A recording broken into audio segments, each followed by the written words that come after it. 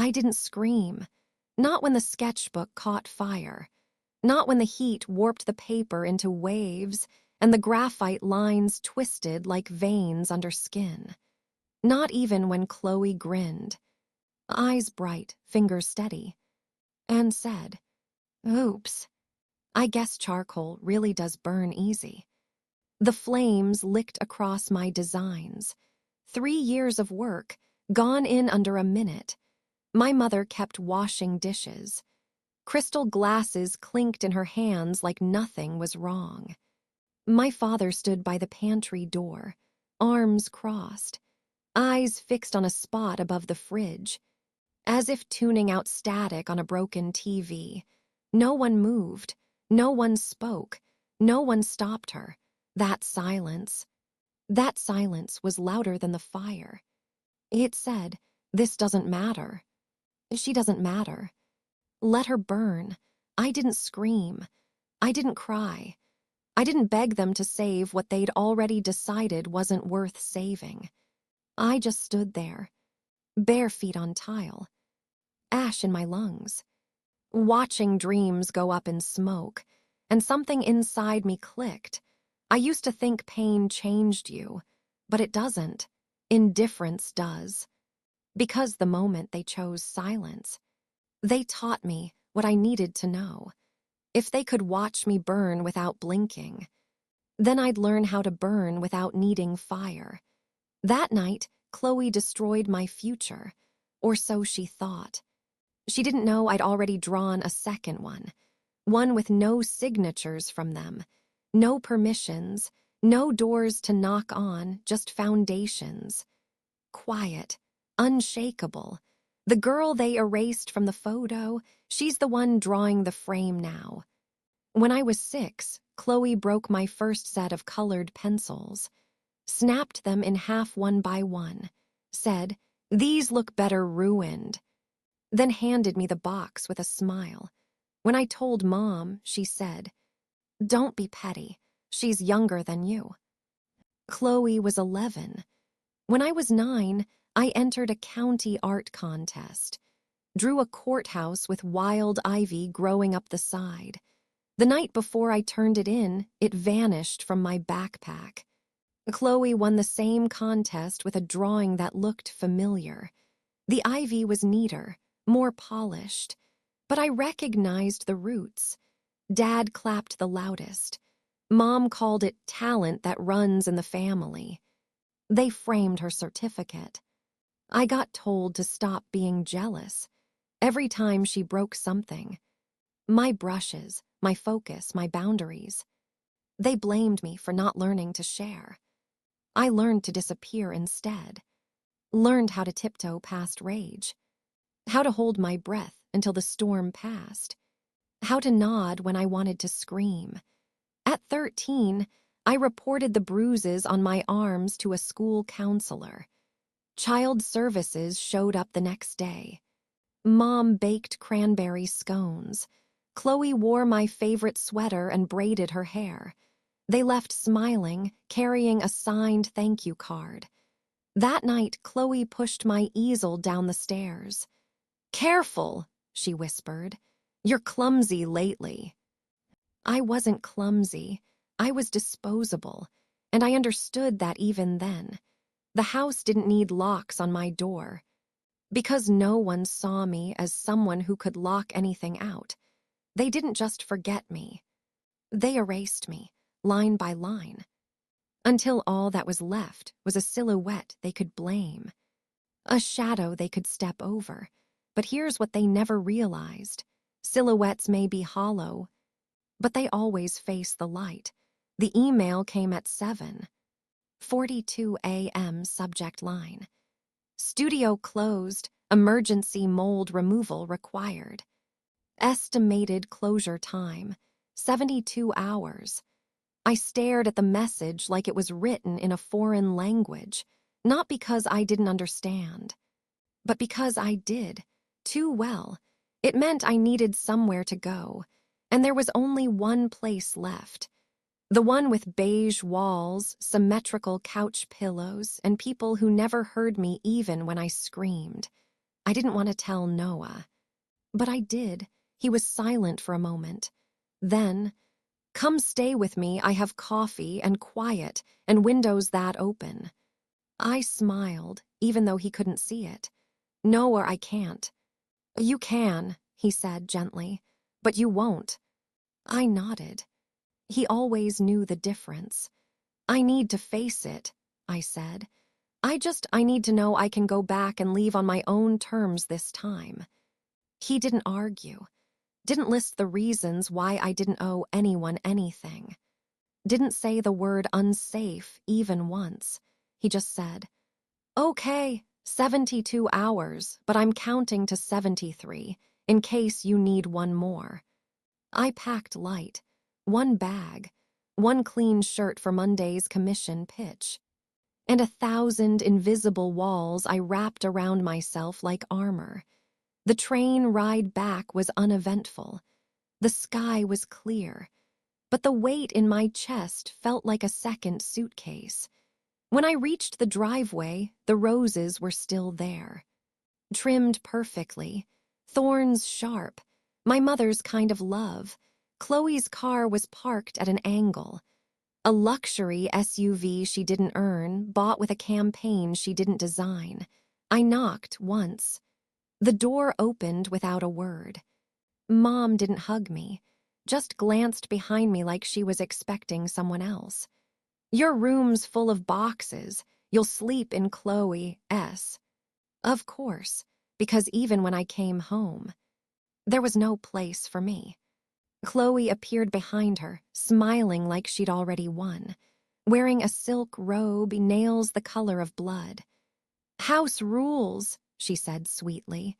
"Don't touch my stuff, don't breathe too loud." I didn't flinch, just nodded. 72 hours, I whispered to myself. 3 nights, 3 days, that's all I had to survive. I didn't know yet. That one of those nights would end in smoke. But I did know this. The girl who once slept here. The one who used to beg for kindness. She didn't exist anymore. This time I came prepared, not with weapons, but with memory. And someone who believed me, even when no one else did. The first night passed quietly. Too quietly.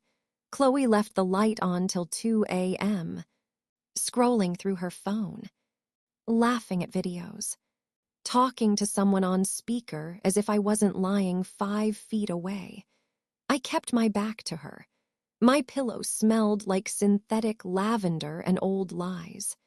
The second night, I stayed late at the library, tracing over an old commission sketch I'd started before the shutdown. It was one of the few designs I'd never scanned. Original, raw, mine. I sharpened the lines, cleaned up the edges, added new dimension to the central column, a monument of memory with no plaque, only shadows. I got home past 9. Chloe was in the kitchen, red wine in hand, fake smile already loaded. "Long day." I thought artists just doodled for a living. I ignored her, slipped into the laundry room to press the sketch flat. The paper had curled in my bag. I set the iron low. No steam, just weight. I hummed under my breath. It was a lullaby my grandmother used to sing. That's when I heard her footsteps. I didn't turn around. I didn't need to. She stood behind me like static in a speaker, crackling with old spite. "Did I say you could touch my iron?" She asked. "It's Mom's," I said, still not looking at her. "No," she replied, voice tightening. "It's mine, like everything else in this house." She stepped closer. I felt the heat behind me rise, not from the iron, from her. "You still trying to prove you're worth something." Her words slid like oil across tile. "You always were the background noise." I pressed one last fold into the paper. Then I said, softly, "Walk away, Chloe." She didn't. Instead, she reached for the iron, yanked the cord, swung it fast. It didn't hit my skin. This time I moved. It struck the wall with a loud clang, a black scorch mark blooming like guilt across the paint. I backed up slowly, still holding the sketch. She stood there, breath heavy, hand shaking. Then the look changed, like she'd realized she missed the mark and needed to fix it. The wine, she flung it. Half of it landed on the tiles, the other half on the sketch. The ink ran like blood, edges curling, center soaked. My hands froze, not from fear, from recognition. This wasn't rage, this was ritual: destroy, deny, disappear. I turned slowly and met her eyes. She smiled. Oops. Behind her, my mother appeared in the doorway. She saw the wet paper, saw the red stain, saw the broken cord on the floor, and said nothing, just walked away. No shock, no scolding, no shame. I looked at the sketch, held it for a long time. Then I folded it slowly down the middle, slid it into the trash, not because it was worthless, but because now I had the real sketch, the one that mattered, the blueprint of who she was, who they were, what they'd always been, and how I was going to make the world see it. That night I didn't cry. I went to my phone, typed one word. Now. Noah replied in under a minute. Ready. The morning after the wine. I didn't say a word. Not to Chloe, not to Mom, not even to my reflection in the mirror. But I did send Noah a message. Let's build. He didn't ask for details. He already knew. We met at the park near his office. Public enough to be safe. Quiet enough to plan. I brought the backups.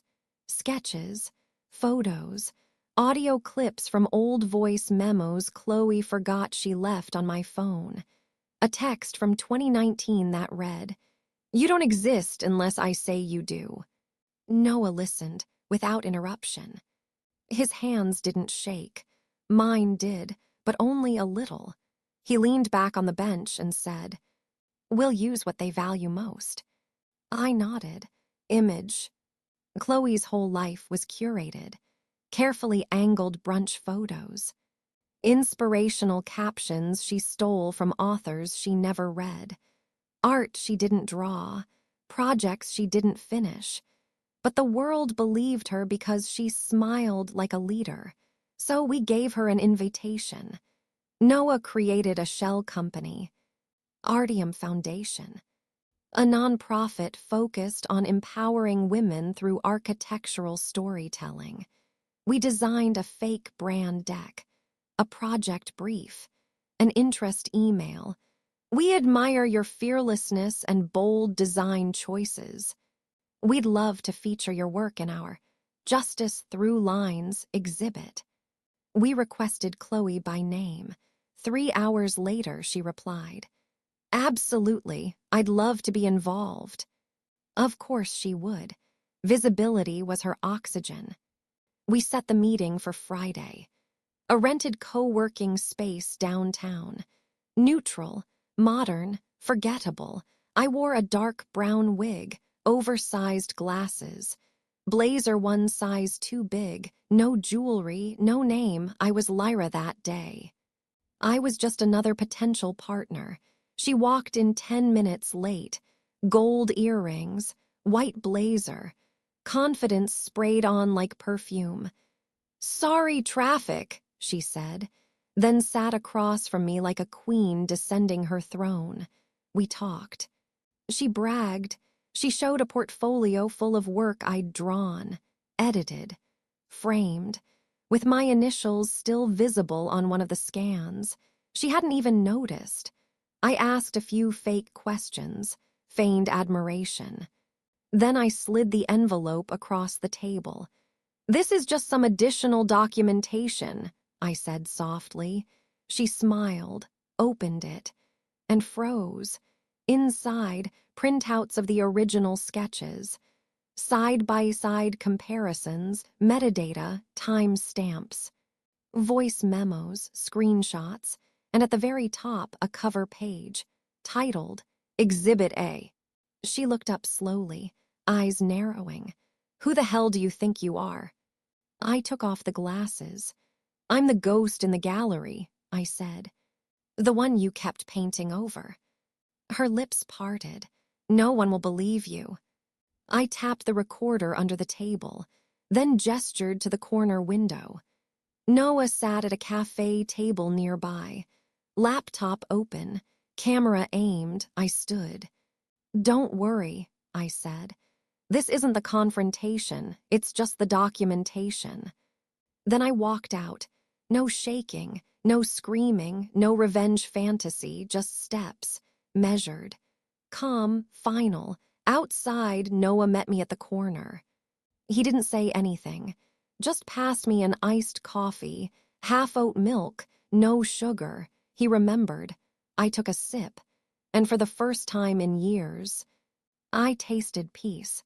The exhibit was called Stories We Live In, a community event, hosted by the city's Creative Equity Council, a place to honor voices in art and architecture, especially women. And Chloe Hartwell was the keynote speaker. Of course she was. The press release called her a rising voice in restorative spatial design. The brochure featured a photo of her smiling beside a mural she never painted. And the opening paragraph talked about resilience, healing, honesty. It made me sick. Noah and I bought 2 tickets. He wore a soft gray suit. I wore black. No makeup. No pretense. I didn't want to blend in. I wanted to be seen, but only when it mattered. We arrived 5 minutes before the program began. Chloe was already near the front, laughing with the mayor's assistant, posing for cameras, holding a glass of something clear and expensive. When she took the stage, the lights dimmed, phones went up, applause followed her heels. She adjusted the mic, looked around the room like it already belonged to her. Then she said, "Spaces tell the truth, even when we don't want them to." Perfect. I stepped to the side of the stage, handed a sealed envelope to the AV manager. Inside, a flash drive, labeled simply, "Supplemental material Chloe Hartwell feature." He didn't question it, just nodded. I walked back to my seat. The screen behind Chloe flickered. She kept speaking until the first slide appeared. A sketch.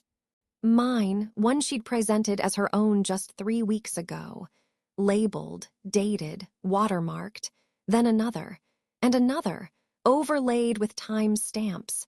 Metadata, original file names, still tagged with my initials. The room began to shift. Whispers.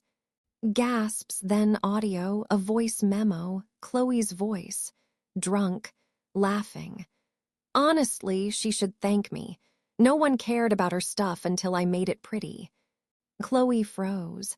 Next slide, a group chat screenshot. Chloe texting, "She's like a ghost." Easy to steal from. She doesn't even fight back. The room fell silent, all eyes on her. She looked at the AV booth, at the screen, at the crowd. Her mouth opened. But nothing came out, and I stood up. Walked quietly to the edge of the stage, close enough that only she could hear. Then I said, "Turns out, some ghosts come back with receipts." She dropped the mic, literally, walked off stage without a word. By morning, the council had released a statement. Due to new evidence, Chloe Hartwell will be removed from all future programming. Her sponsors vanished. Her brand partnerships ended. Her website taken offline. And me. I didn't post anything, didn't gloat, didn't share the video Noah had quietly recorded. I just sent Chloe a single email. Subject, "Now you know what it feels like to be traced without credit." No body text, no need. It took 3 days, just 3, for the phone to ring. First it was my mother. She didn't say hello. She said, "I hope you're happy. Your sister is devastated." I didn't respond, so she added, "She hasn't left her apartment. She's lost everything." I took a breath, then replied, "She only lost what she stole." Click, no reply. The next day I got a letter, certified, return address, Hartwell and Associates personal counsel. Inside, a formal threat of legal action. Defamation, character assassination, damages to career reputation. It would have been laughable if it weren't so familiar. This time it was Chloe. It was them, my parents. They attached a statement claiming I had a history of emotional instability, that I had doctored evidence, that my vendetta stemmed from childhood jealousy. The envelope smelled like perfume and fear. I didn't call Noah. I didn't need to, because I already had the folder, the one labeled unsolicited proof. I walked into the courthouse by myself. No trembling. Black suit. Hair tied back. No makeup. I didn't come to convince anyone. I came to document again. The judge looked over the case file, barely blinked. Photos, screenshots, original sketch metadata, an old email from Mom. "You were always the dramatic one. Be grateful we kept you this long." The judge closed the file, sat back, then said, "This isn't a lawsuit, it's a warning shot," and it missed. Case dismissed, on record. Permanently, I stood, didn't look at them, didn't gloat, didn't cry.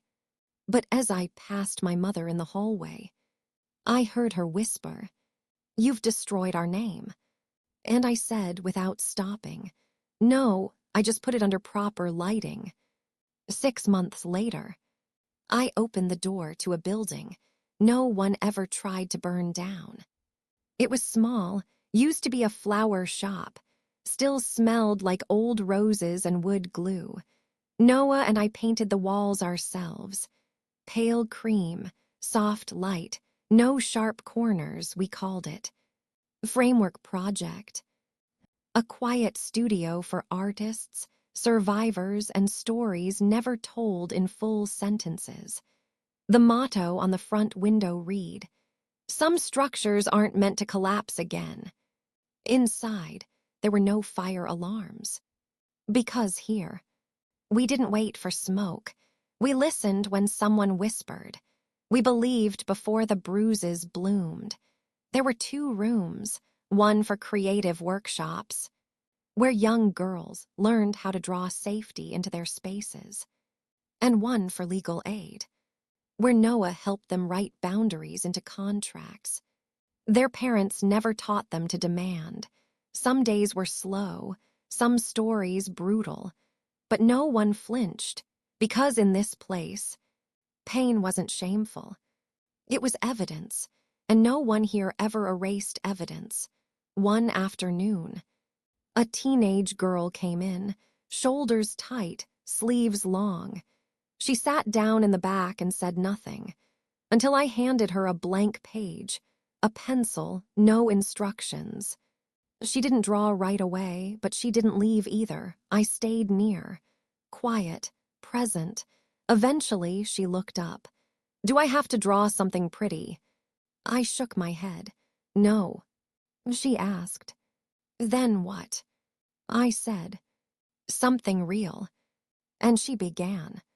As the pencil moved, I thought about the old house, the cold tiles, the silence, the sketches they burned, and I smiled because here, every drawing got a title, every name got spelled right, and no one ever touched the fire without asking first,